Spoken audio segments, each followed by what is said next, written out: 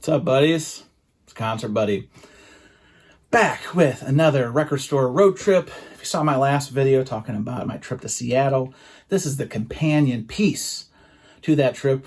While I was in the state of Washington proper, I had the good fortune to going to Tacoma. Well, good fortune is relative. We'll get into that in a little bit. But there's more record stores to find, and there's one of my favorite stores online is in Tacoma. It's High Voltage. We'll get into that as well.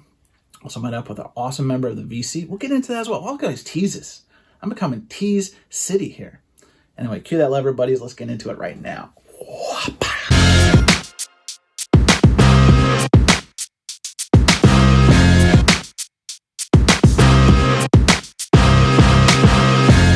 Tacoma, Washington. Polarizing place. I didn't know this until I was doing a little research into Tacoma, Washington. The week before I arrived, NBA legend Shawn Kemp was actually involved in a drive-by shooting. Google it. I'm not going to get into it. So an interesting reputation to Tacoma was awaiting us as we spent the last day of our vacation driving to Tacoma and spending some time in the city proper. We met up with a terrific member of the vinyl community, Harry B., also known as Harry's Music Room, who was kind enough to meet up with me at our first stop. I'll get into that in a second. And then he was kind enough to say, get into the car and I'll take you to some other shops. I mean, come on. You're going to say no to such great hospitality? Shit, partner. First place I wanted to hit up in Tacoma was a shop that I've talked about on the channel before as one of my absolute favorite shops to buy from online, and that's High Voltage Records. Their website is one of the best in the independent record scene, and I say that because they maintain it regularly, particularly with used. Again, I love used records. But more so, the user experience is just so easy to navigate and find what you're looking for. High Voltage, outside having an amazing web store, has a great shop too.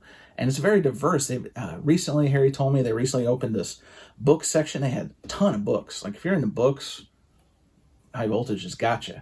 You have the movies are there. They've got some nice apparel options if you want to rep the store. But look, man, I'm there for the records. Let's just be honest.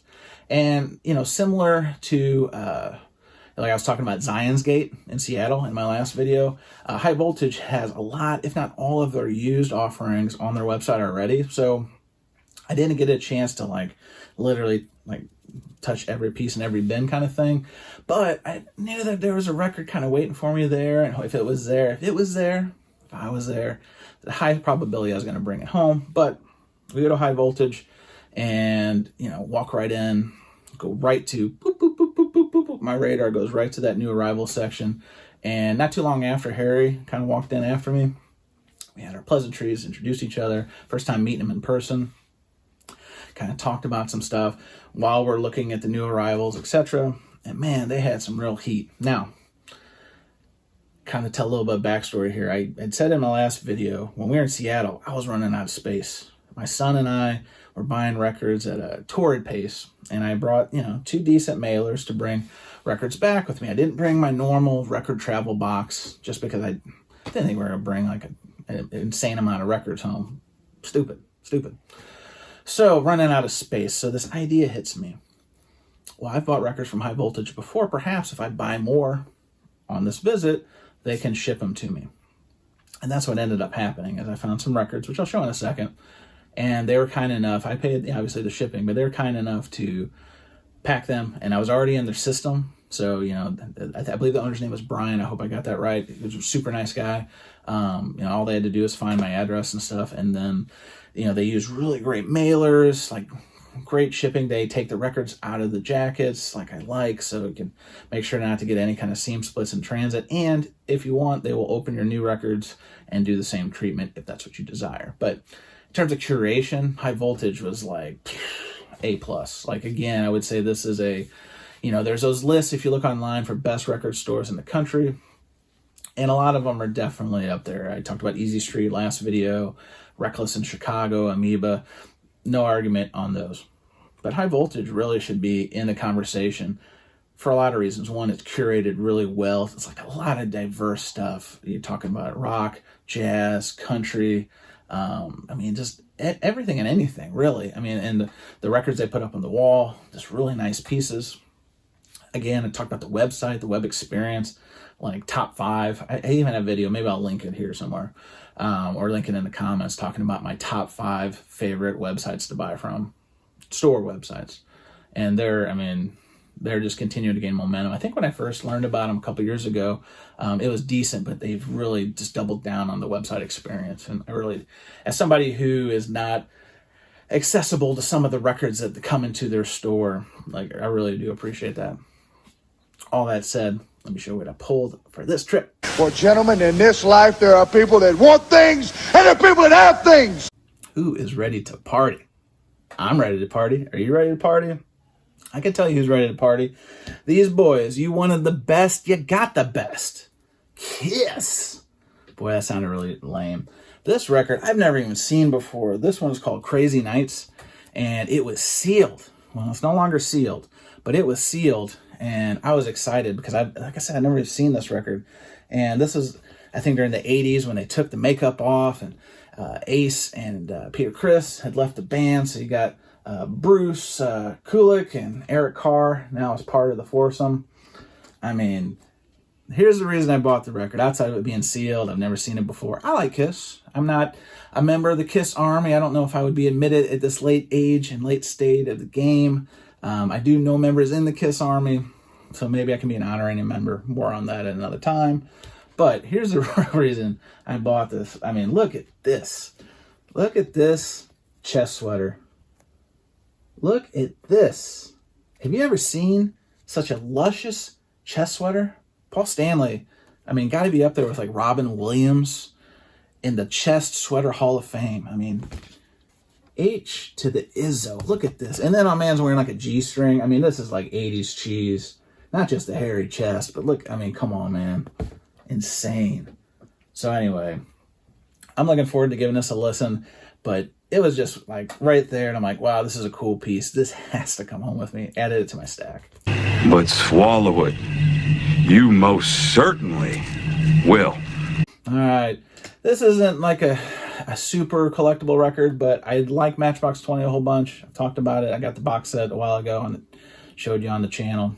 I won't bore people if that's not really their bag, but I really enjoy Rob Thomas. I think he's a terrific songwriter. And this was a Christmas album that he put out not too long ago, here in the fall. I had heard about it, but I only add Christmas albums sparingly to my collection, maybe one a year. I kind of try to be intentional with just adding. I think I added the Dolly Parton one year, the Billy Idol one another year. So for this year, I'm already working ahead of the game, and I got this Rob Thomas one that came on Red Wax.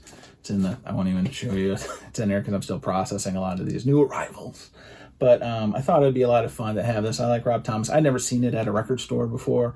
Thought this was only available through his web store. So something I thought would be fun. And again, came sealed. It was actually 25% off, so saved a little bit on the MSRP. And since it was sealed, again, they were kind enough to open it up and ship it behind the jacket for me. Thanks. All right, one of the bigger pieces I bought and brought home with me to the collection was from High Voltage, and this is it's been on my want list for a few months. It's from Bobby Taylor, old soul singer of the late 60s, 70s. It's called Tailor Made Soul. Funny how they did that. I mean, look at this guy. I really doubt he was making his own uniforms and costumes and stuff, but still, you gonna make fun of this guy? This guy looks like hard, stone cold hard sewing right here. But this is somebody who I got to learn through a record called Bobby Taylor and the Vancouvers, who, trivia question, had a very interesting member as part of their ensemble. It was Tommy Chong of Cheech and Chong fame. So that's how I kind of learned about Bobby Taylor's music, was from that album when I picked it up. This is on the Gordy label. So that was, I believe, when... I think it was Barry Gordy's son left Motown. Tell me in the comments below, because I'm not a soul expert, nor do I pretend to be one. But, obviously Barry Gordy founded Motown, and so here, this thing is like, holy smokes, so clean. It's a very rare record because they didn't press a lot of them, but holy smokes, look how clean this is. I haven't even put this in the ultrasonic, but this thing is like shining, a haircut, 2 bits, boy. This is nice. Original, inner sleeve. Obviously this is not in the best of condition, but I could really care less about that part of it. But man, now this comes, I think it was a promo copy because it has the old self-induced drill, has a little bit of a saw cut. But finding these in any semblance of good condition, not easy to do. And the spine's still in good shape. This is the old style where they would put like the adhesive to put the back piece on here. Anyway, I saw this. I saw this months ago on their website, and I was like, oh man, that's cool. So I was kind of hoping for them to have a sale, and they didn't. But when I saw it on their wall, I knew the time was right. Bobby Taylor, come home with Concert Buddy. Make me one of these sweet jackets. A size 44, or actually I'm probably a little bit bigger than that now. That's back in the day. But, I mean, look at this. So cool. So anyway, this was probably the cherry on top of my high voltage experience. I could have spent a long time there digging. Had so much really cool stuff to do and look at. But these were the records I brought from high voltage. But my shopping experience in Tacoma was not done. Let's find out what else I got. Ah, the 60s. So after high voltage, Harry loaded us up in the Harry Mobile. It's parked across the street. My only regret of this trip, by the way, is that I didn't get a picture with Harry.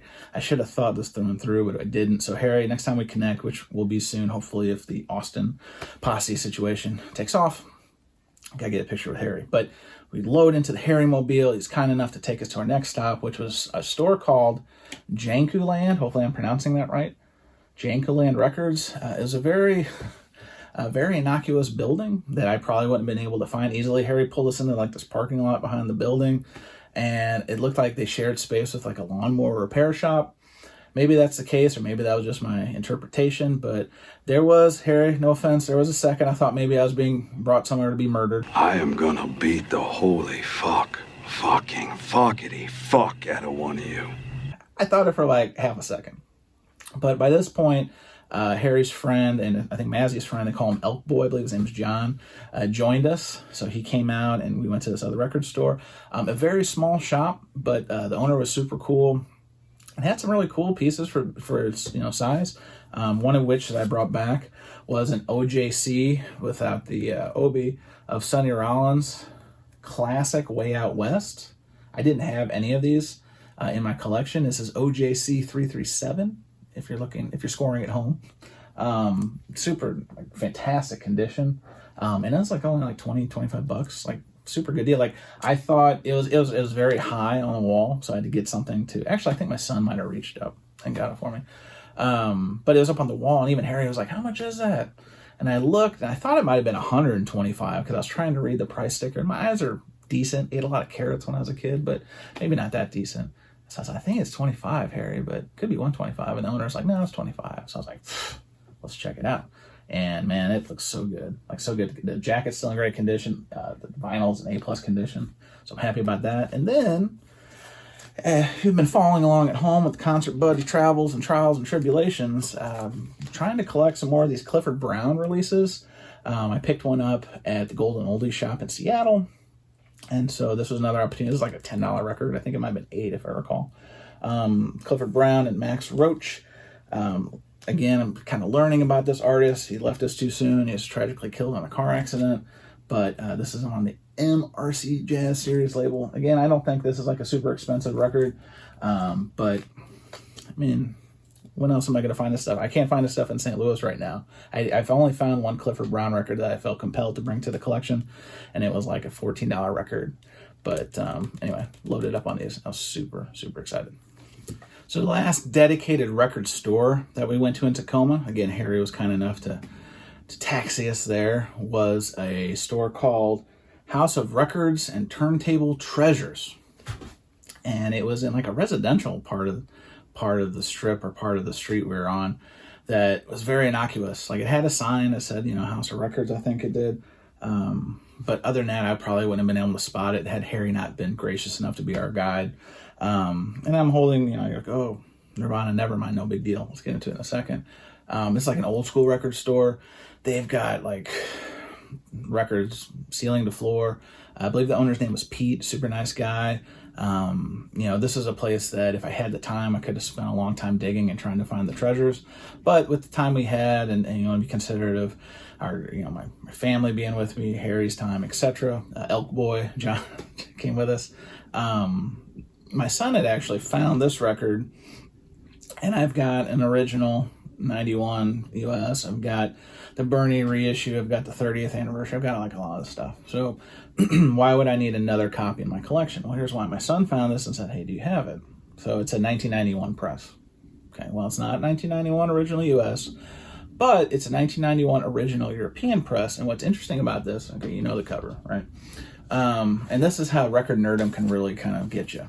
Have you seen my wiener? Is that this one, I'll put this in the sleeve. This is collectible for a couple reasons. One, it sounds pretty good. It sounds really good, actually. But if you look at the inner sleeve, follow me here. So here's your standard inner sleeve. But when you turn it over, apparently they made a mistake and printed this art upside down. Misprint, right? That's not the only misprint here. If you look into the credits of the album, there's a part that says mastered by Howie Weinberg. Well, they misspelled mastered, and it's mazered. Have you ever been mazered before? I haven't. Have you ever been mastered before? Potentially. Depends if you're into that kind of thing. Hoyo. But anyway, another misprint. So it makes it a very collectible piece. So I was happy to bring this home to the collection. My son was happy because he's never like found a record that I didn't have or that I was inspired to bring home with me. So he was like fist pumping and all that kind of stuff. So it was a nice shop. I'm glad we stopped. And then it's at this point that Harry and Harry and my clan, we parted ways. But again, so nice to meet you, Harry. Could have been nicer, and look forward to connecting with you in the future. But before we left Tacoma, went one more place. Let's go. Well, what a rush, huh? We had a little bit of time before we had to catch our flight, and our flight was, I think, at 6 local time, and to get from Tacoma to the airport's not too far. It's within an hour.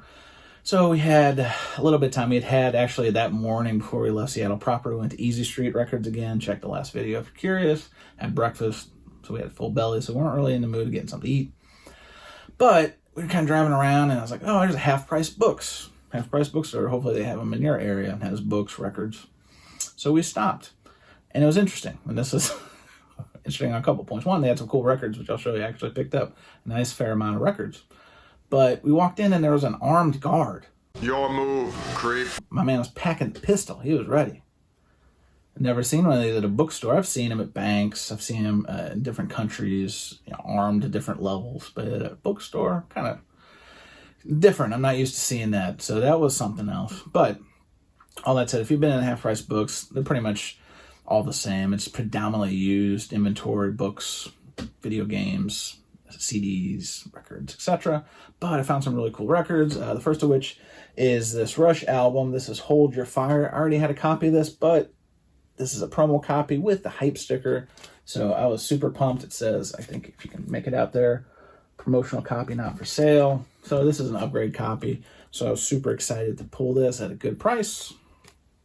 The next record that I'll show is this Vanessa Carlton record. This is Be Not Nobody. It has her big hit 1,000 Miles on it. That's like the radio anthem from when this came out, like goodness, a long time ago.